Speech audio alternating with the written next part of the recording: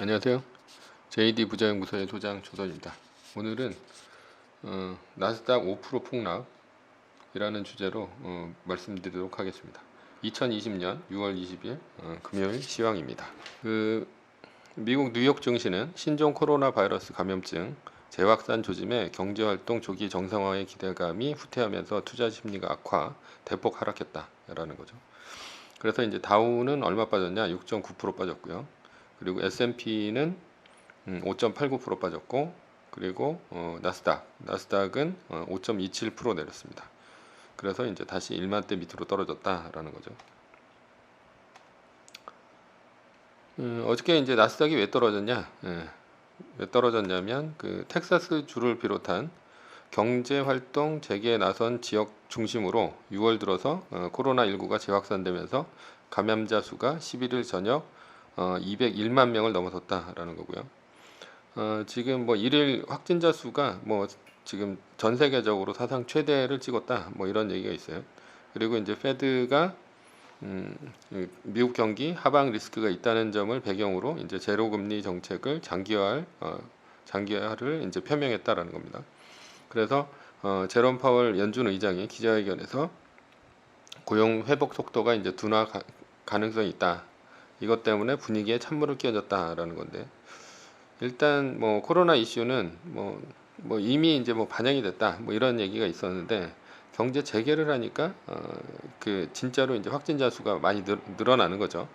그것 때문에 이제 공포에 떨어졌다 이런 얘기가 있고, 그리고 이제 두 번째는 그 파월의 이제 하방 멘트인데, 파월이 그 전에는 전날도 이제 얘기를 했어요. 그때는 뭐 제로금리를 2022년까지 지속적으로 간다 이렇게 그 포워드 가이던스를 얘기를 했는데, 그때는 이제 반응을 안 하다가 이제 지금 다시 파월의 이제 하방 멘트 이걸 갖고 이제 물고 늘어지는 건데, 이게 맞는지는 잘 모르겠습니다.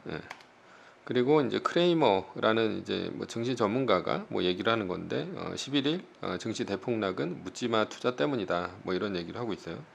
그래서 마진콜이 이제 그 미국 개미들한테 들어온 거죠. 그래가지고 요거를 이제 대거 매도했다. 그래서 이제 낙폭이 확대됐다라는 건데, 그러니까 뭐 개미들이 돈을 빌려가지고 이제 투자를 하다가 어느 정도 빠졌는데, 그게 이제 마진콜에 걸리면서 더 많이 매도하면서 뭐 어떻게 보면 이제 5% 이상 이렇게 빠진 그런 것이다 이렇게 볼 수가 있습니다. 그런데 뭐 이렇게 된 데는 뭐 고점에서 또 익절을 하고 간 걸 수도 있죠. 고점에서. 그래서 뭐 제가 그 유튜브를 이제 뭐 꾸준히 만들어서 올리는데, 그 새로운 매뉴얼을 추가를 하나 했었죠. 그 매뉴얼 추가를 하는 거는 뭐 새로운 데이터들을 이제 새로 발견했을 때 이제 추가를 하는 거예요. 어차피 그 뭐 지금 공황 중이다 보니까 공황에 대한 그 데이터들을 이제 확인하는 과정에서 이런 데이터들을 이제 갖고 공황이 끝이다, 아니다, 뭐 이런 것들은 테스트해 볼 수 있습니다. 6월 2일 날 제가 이제 그 뭐 들어가라고 했을 때 들어갔으면 뭐 그 어저께 던졌을 때는 1, 2등 주식으로서는 뭐 익절이 됐죠. 결국은. 결국은 뭐 이로써 이제 데드캣 바운스 그 플러스 5% 룰은 이제 폐기가 되었습니다. 그래서 지금 남은 거는 공항 매뉴얼의 끝은 마이너스 3% 뜨고 두 달 플러스 1이라고, 그 다음에 이제 8거래일 상승만 남아 있습니다. 앞으로는 어떻게 될까? 아무도 모르죠. 아무도 모릅니다. 이게 그 3월 달처럼 대폭락으로 갈지, 아니면 뭐 지금 잠깐 떨어졌다가 뭐 다시 올라갈지, 아니면 이제 횡보를 하게 될지 아무도 모릅니다. 그래서 매뉴얼대로 이제 해야 된다라고 이제 생각을 하고 있고요. 그 다음에 이제 두 달 후에 나스닥이 많이 올랐어요. 올랐어도 뭐 오른 그리고 이제 두 달 동안 마이너스 3%가 안 떴다면, 그때 들어간다 하더라도 이제 평생 하게 주식을 평생 한다고 생각을 한다면 뭐 크게 손해는 아니다. 저는 그렇게 생각합니다. 두 달 동안 오른 게 그래야지 그 안전하게 이제 자산을 지키는 길이다 이렇게 볼 수 있습니다. 근데 이제 지금 이제 존버나 요즘에 이제 죽버라는 얘기를 쓰는데, 그렇게 했다가 만약에 떨어지는 일이 있다. 그러니까 올라가면은 이제 뭐 내가 어느 정도 한 10% 정도 올라갈 거를 손해를 봤다 이렇게 될 수는 있겠죠. 이익에 대한 손해. 근데 만약에 버티기를 들어갔는데 지금이 진짜로 데드캣 바운스다라고 한다면 그러니까 1929년 대공황 때는 회복하는데 23년이 걸리고 그 다음에 2000년 닷컴 버블 같은 경우는 전고점을 회복하는데 거의 한 14년이 걸렸죠. 예.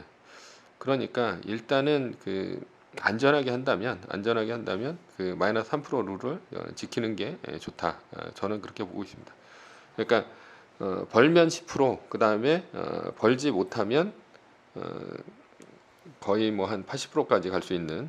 그러니까 대공황 같은 경우는 이제 85%까지 빠졌고 그 다음에 2000년 닷컴 버블은 거의 한 79%까지 빠졌기 때문에 안전하게 한다면 2달 정도 기다리는 게 더 낫다라고 보고 있습니다.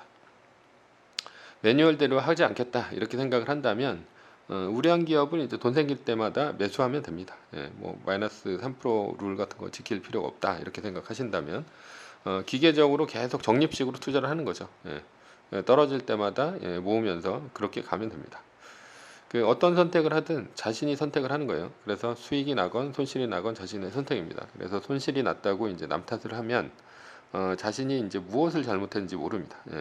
그렇기 때문에 발전이 안 되죠. 손실의 원인을 찾는 게 발전의 기회가 됩니다. 그 외의 소식은 또 뭐가 있냐라고 봤을 때 문우신이 홍콩으로의 자본 흐름을 제한한다라고 하면서 이제 보안법 제재를 시사했대요. 근데 이제 마땅하게 그 홍콩 쪽으로 이제 그 자본 흐름 통제 뭐 이런 것들도 있지만 뭐 여기서 이제 가장 눈여겨봐야 될 소식이 뭐냐, 이게 중국 기업들과 관련된 회계 문제를 점검하고 있다 이런 얘기를 하고 있어요. 그래서 뭐 이런 보고서를 하고 있는데 앞서 트럼프 대통령은 뭐라고 했냐, 미 증권 거래소에 상장된 중국 기업이 회계 기준과 공시 규정을 준수하지 않고 있다. 그래서 투자자 보호 방안을 60일 안에 마련을 해라 이렇게 얘기를 했죠. 60일이면 이제 2달이니까 그러니까 6월, 7월 한 8월쯤에 이제 나오겠네요. 그런 게 홍콩 보안법을 이제 제재한다는 아닌데 이게 일단은 경제 재개를 했는데 확진자 수가 늘어나면서 그 트럼프의 지지율이 또 떨어질 수가 있습니다. 그렇게 되면 이제 트럼프가 경제 제재로 경제 재개로 이득을 보지 못하는 상황에서 다시 이제 중국하고 이제 부딪힐 수가 있는 거죠. 왜냐하면 지금 바이든과 지지율 격차가 계속해서 벌어질 수가 있으니까. 그래서 홍콩 보안법에 대한 제재가 그 수단이 아닌가 이렇게 본다라는 거죠. 홍콩 보안법은 홍콩인들의 인권에 관한 법이에요. 그렇기 때문에 뭐 실체 없이 이제 제재하는 그 화웨이, 그러니까 실체 없다라는 것은 뭐냐면 이 화웨이가 그 뭐 그런 스파이 칩 같은 걸 심었다라는 것을 이제 밝혀내지 못하고 있어요. 그렇기 때문에 실체가 없다라는 거죠. 그리고 또 이제 밝혀냈어도 뭐 알려주지 않는다는 얘기도 있어요. 뭐 그래야지 이제 화웨이가 지속적으로 이 뭐 칩을 심는다 뭐 이런 얘기를 하고도 있으니까. 하여튼 결국 이제 실체 없는 그 화웨이 제재는 그 유럽에서 이제 원하지 않는 거죠. 말을 안 듣는데 그 영국이나 독일 뭐 이런 유럽 국가들도 이제 그 동조를 할 수 있는 건 홍콩인의 인권에 관한 법입니다. 그래서 요걸 갖고 이제 물고 늘어지는데 문우신 얘기로는 뭘 하겠다는 거예요? 그 상장 폐지시킨 루이신 커피 같은데, 요게 이제 회계 부정으로 이제 나스닥에서 이제 상장 폐기를 시킨 거죠. 그래서 이제 나스닥에 상장돼 있는 중국 기업들의 이제 상장 폐지, 요게 이제 회계 부정이 조금이라도 드러나면 바로 이제 상장 폐지로 가려고 한다라는 거죠. 미국 같은 경우는 회계 부정, 뭐 이런 그 증권에 대한 것들이 아주 강력하기 때문에 중국 기업 제재는 뭐 적당하다고 이제 볼 수가 있습니다.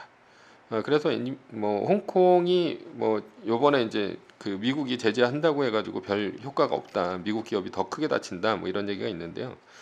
홍콩에서 이미 그 이제 돈 많은 부자들이나 이런 사람들이 계속해서 옮겨가고 있습니다. 그래서 지금 싱가포르나 태국이나 말레이시아 뭐 이런 쪽으로 이제 자본들이 그 많이 빠지고 있는 상태고, 특히나 이제 싱가포르 쪽으로 이제 많이 빠지고 있는 거죠. 그래서 이런 부분들은 좀 지켜봐야 된다라고 볼 수 있습니다. 결론입니다. 결론은 이제 공황의 끝은 그 8거래일 상승하고 이제 마이너스 3%가 뜨고 2달 플러스 1일이 되니까 6월 11일에 마이너스 3%가 떴으니까 8월 12일까지 마이너스 3%가 뜨지 않으면 공황이 끝난다 이렇게 볼 수 있습니다. 후원은 제가 영상을 제작하는데 많은 도움이 됩니다. 하나은행 447-9100-64-61005 주식회사 JD부자연구소 감사합니다.